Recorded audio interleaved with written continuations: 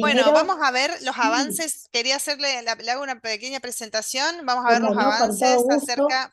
acerca del juego de interactivo No Apps de diagnóstico de vulnerabilidad y prevención de ASI. Nosotros habíamos presentado este proyecto, creo que fue el año pasado o el anterior, no me acuerdo Así es, ya, el pasado, sí. el pasado. Y vamos a ver los avances de este juego. Analía es psicopedagoga, postdoctora en psicología, magíster en metodología de la investigación, vicerrectora de docencia e investigación de la Facultad de Psicología y Ciencias Sociales de la Universidad de Las Flores, doctora del postdoctorado de psicología. Bueno, tenés muchos títulos de, de postdoctorado y sos miembro de la Dirección de Especialidades de Psicólogos de la provincia de Buenos Aires, sos la coordinadora terapéutica del Instituto Argentino de Trastorno de la Alimentación. Si me faltó algo más, No, avísame, pero Melissa es licenciada y doctoranda en psicología por UFLO, la universidad, se encuentra cursando la especialización en psicología clínica en la misma casa de estudios y se formó como terapeuta de aceptación y compromiso en el Centro Argentino de Terapias Contextuales en el Instituto IPPC. Es docente de metodología de la investigación y em, actualmente se encuentra coordinando la validación de este software que comenzó ya hace un año o dos.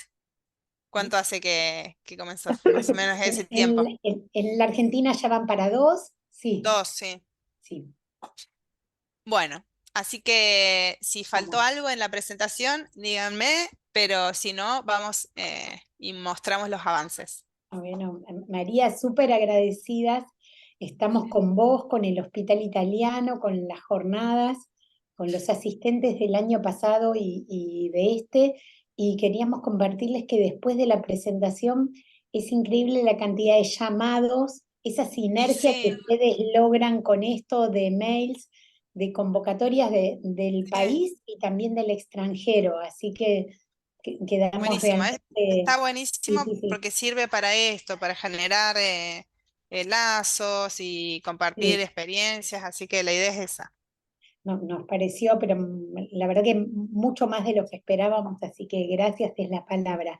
Yo hago Bueno, solamente una presentación mostrando el videojuegos en una parte, en el 2.0, y después Meli les va a contar en qué pasó durante este año en términos de resultados. El NOABS, como presentaba recién María, es un videojuego que tiene su origen en la Universidad de SECAR en Colombia, donde la doctorando Leslie Bravo García ha partido de su experiencia clínica y también de enseñanza de metodología de la investigación en abuso sexual infantil, porque así se formó en su primer formación doctoral en metodología de la investigación, acerca de cómo detectar situaciones de abuso sexual infantil, pero pensó en un videojuego que vaya aún un paso más adelante, o sea, no en la detección de si el nene había tenido una situación de abuso o no, sino cuán vulnerable era frente a una situación de abuso. O sea, lo que muestra el NOABS es cuál es el riesgo que puede tener un niño de ser abusado.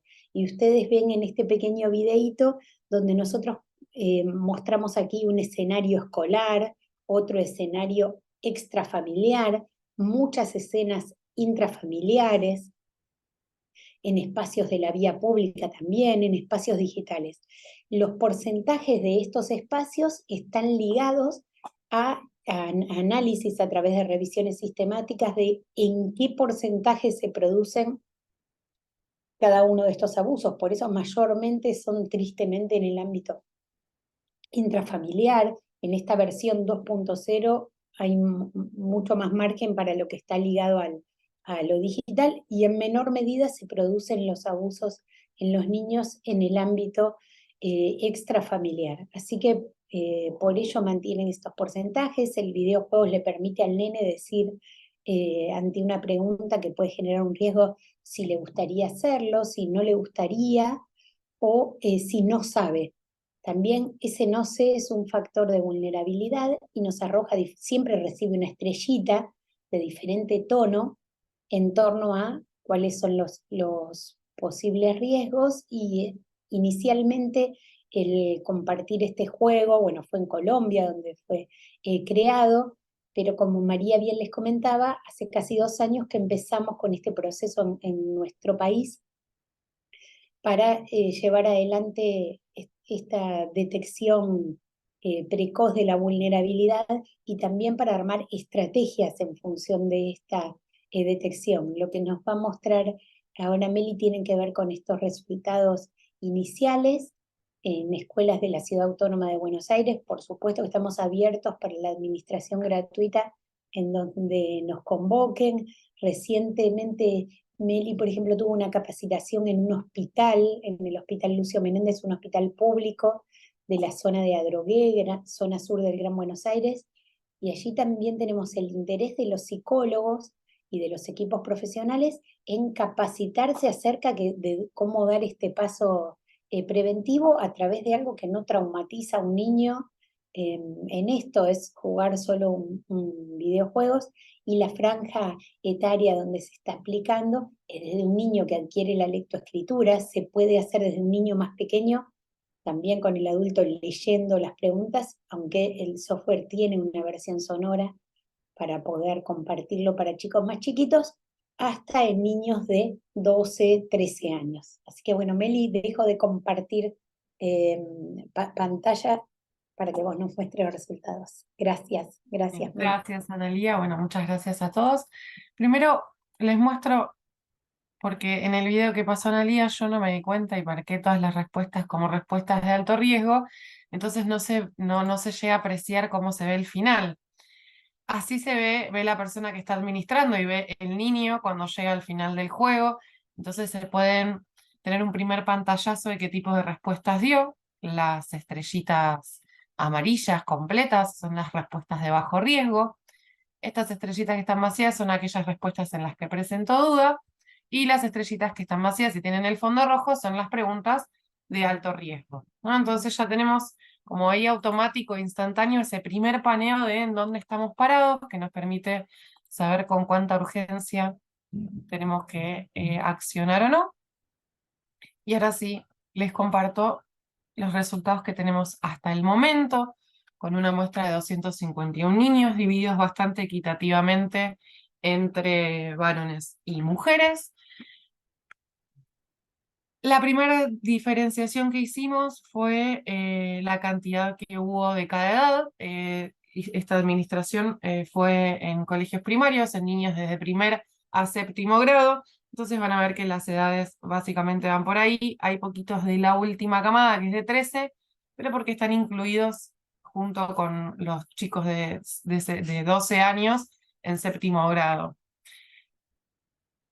Bien, lo primero que hicimos con los resultados es un análisis de fiabilidad, es un alfa de Cronbach, que lo que nos indica básicamente es si todas las preguntas van hacia el mismo lado en sus respuestas, ¿no?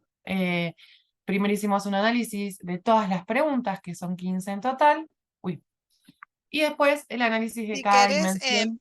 Melissa, si querés ponerlo en modo presentación, así se ve más grande. ¿No lo están viendo en modo presentación? Espérame, a ver, No, porque yo lo puse en modo presentación. A ver, ¿cómo hago? Ahí, ahí. a ver. Ahí está, ahí sí. Ahora sí, ¿Está ahora sí, sí. sí? Sí, sí. Gracias por avisarme. Yo lo estaba viendo como presentación. No, no, Eh, no. Ahí bien, sí, ahí se bueno. ve perfecto. Entonces ahora sí vemos los 15 ítems, que es todas las preguntas juntas, y después cada dimensión por separado, como les decía Analía.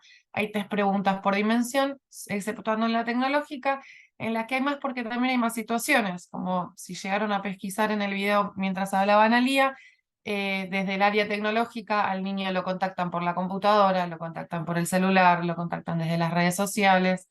Entonces por ahí hay algunas repreguntas, por eso es esa diferencia, que tiene que ver también con la incidencia que tiene esa problemática. Bien, ahí está.